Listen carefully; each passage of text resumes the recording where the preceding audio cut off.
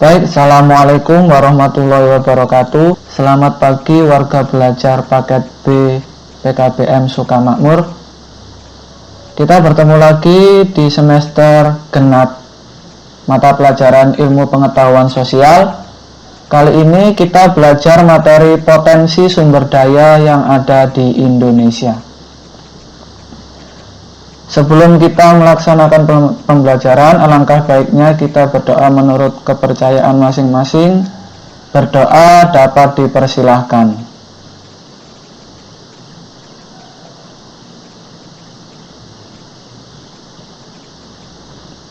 Berdoa dapat diakhiri. Memasuki pembelajaran, kita melihat tujuan pembelajaran yang akan warga belajar dapatkan ketika sudah mengetahui apa isi materi ini. Warga belajar mampu untuk mengidentifikasi potensi wilayah di sekitar tempat tinggal. Warga belajar mampu menganalisis pemanfaatan potensi wilayah secara efektif, efisien, dan bertanggung jawab yang berguna untuk kehidupan sehari-hari. Mengetahui perkembangan industri ekonomi kreatif di lingkungan sekitar warga belajar, mampu untuk memanfaatkan potensi sumber daya secara bijak dan berkelanjutan. Warga belajar juga dapat menyimak dan membaca pada modul yang saya kirim di grup sembari mendengarkan video ini.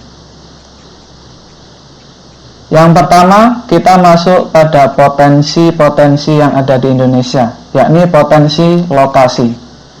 Terdiri dari potensi geografis, astronomis, dan geologis. Apa itu? Kita masuk di pembahasannya. Yang pertama, pada potensi geografis,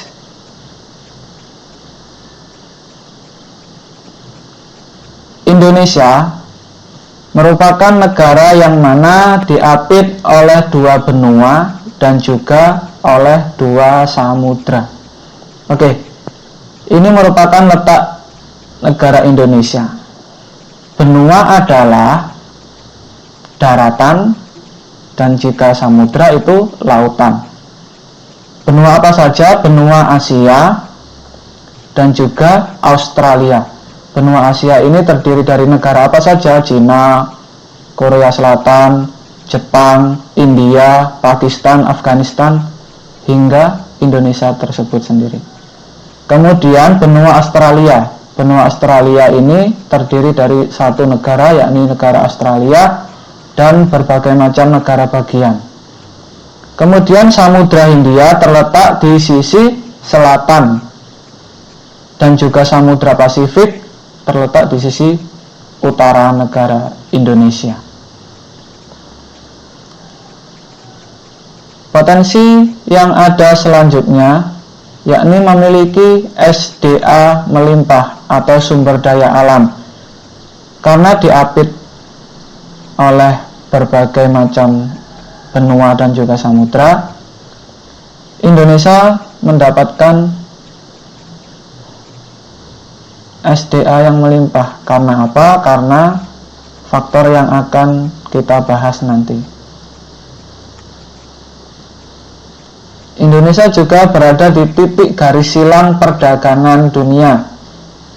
Perdagangan dunia ini biasanya dulu ketika pelajaran sejarah dinamakan jalur sutra.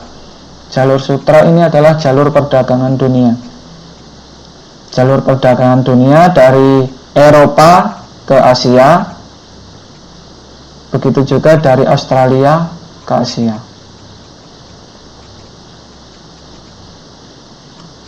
Yang kedua, potensi astronomis. Astronomis ini berkaitan dengan titik astronomis yang ada di Indonesia.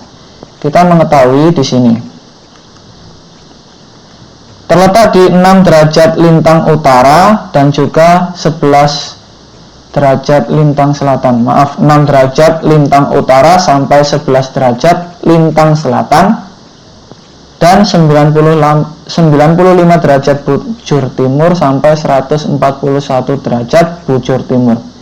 Jika diidentifikasi, ini merupakan 95 derajat bujur timur, sampai 141 derajat bujur timur. Dan ini 6 derajat lintang utara sampai 11 derajat lintang selatan. Letak astronomis ini menjadikan negara Indonesia. Ini merupakan negara Indonesia. Kemudian memiliki iklim tropis karena berada di titik 0 derajat. Nah, ini kan 0 derajat di sini. Karena apa? Ini 6 derajat, ini 11 derajat. 0 derajatnya berada di sini. Tes. Biasa dinamakan apa? Khatulistiwa. Garis 0 derajatnya dinamakan garis khatulistiwa.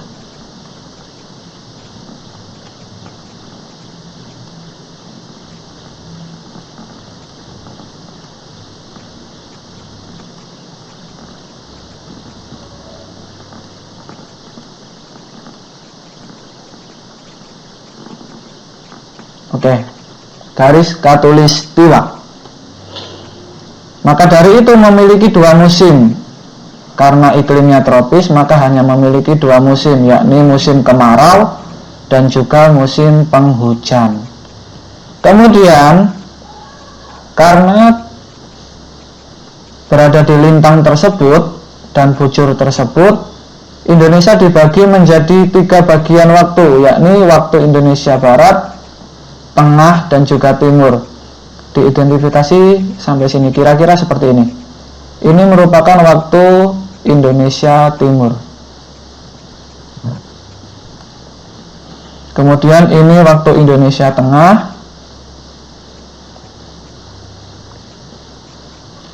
Dan ini merupakan waktu Indonesia Barat. Ini waktu Indonesia Barat, Tengah, dan Timur. Ketika jam 7 di waktu Indonesia Barat, maka Indonesia Tengah naik 1 jam. Jam 8, dan waktu Indonesia Timur naik 2 jam, yakni jam 9.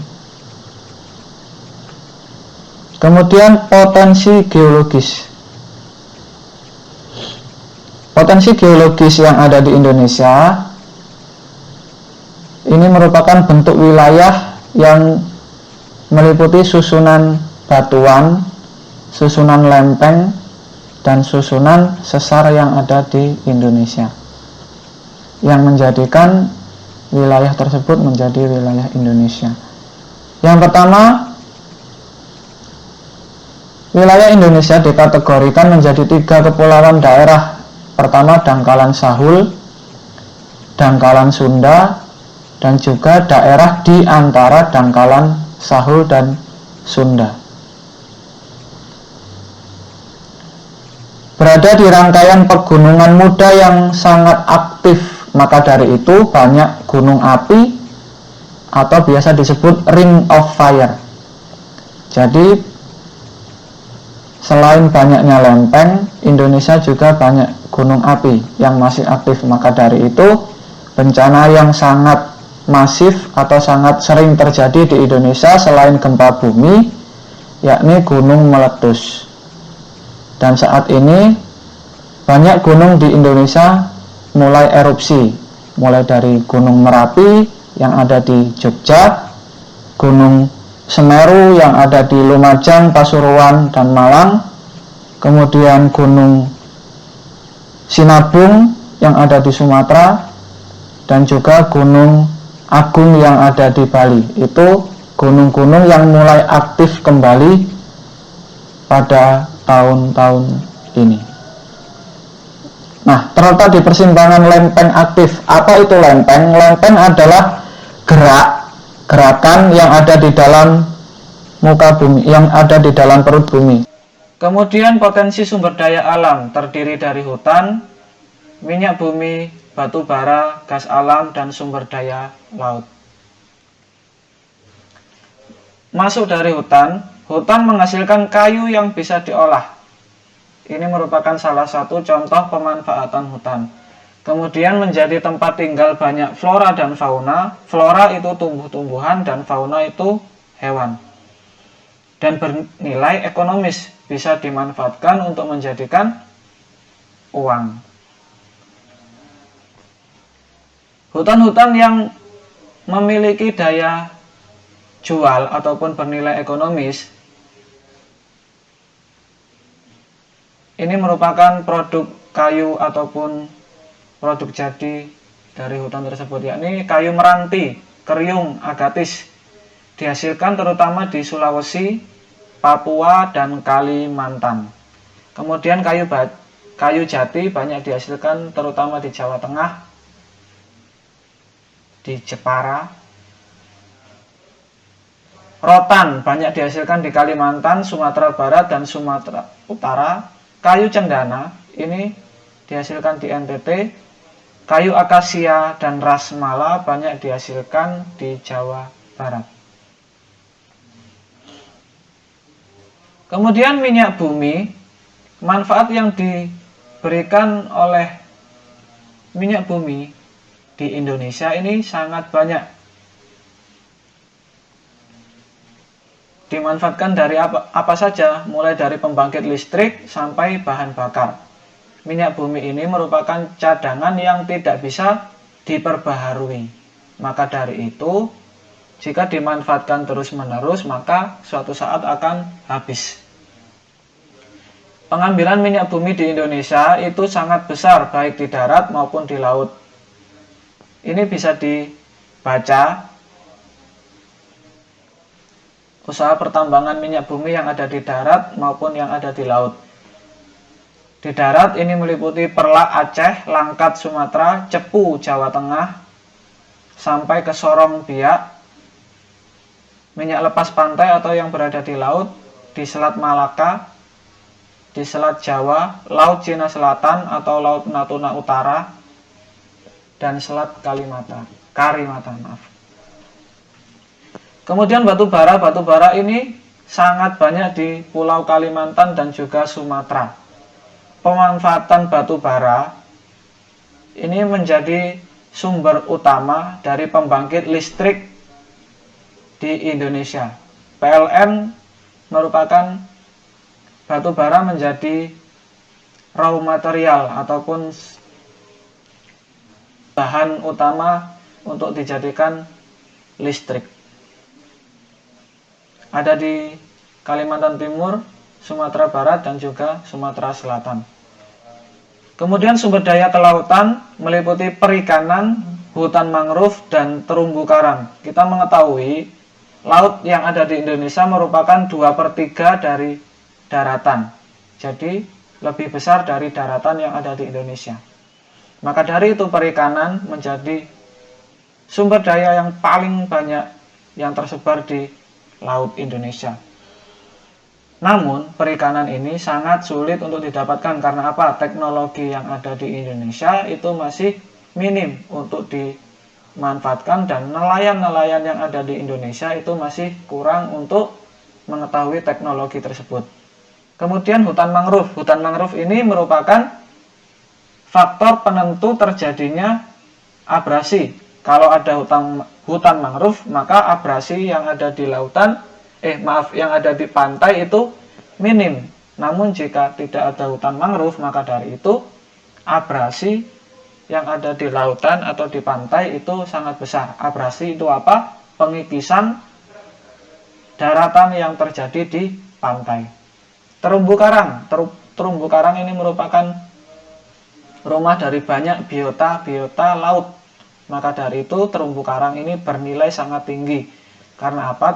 Terumbu karang itu hanya bekerja atau hanya tumbuh 0,2 cm tiap tahunnya. Maka dari itu kalian juga harus peduli dari terumbu karang. Kemudian potensi sumber daya manusia dan budaya.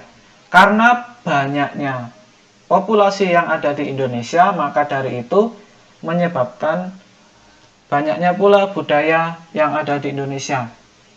Penduduk yang besar ini mengakibatkan banyaknya tenaga kerja. Tenaga kerja bila dimanfaatkan dengan baik, maka akan menjadikan Indonesia semakin baik.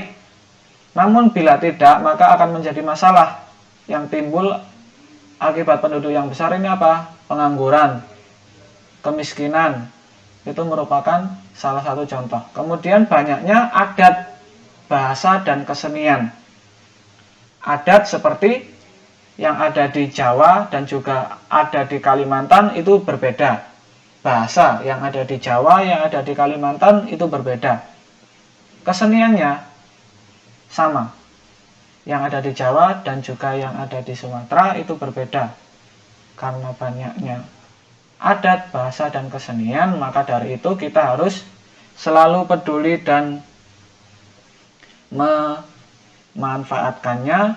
Selain itu juga kita harus melestarikannya. Cukup sekian apa yang saya sampaikan. Kalian bisa melihat modul yang sudah saya kirimkan, kemudian mengerjakan Romawi 1 dan 2 di halaman 21 modul tersebut. Dikerjakan di buku tulis atau kertas, kemudian dikirim ke nomor WA pribadi saya. Nomornya tertera. Cukup sekian. Wassalamualaikum warahmatullahi wabarakatuh. Tetap semangat dan sukses selalu.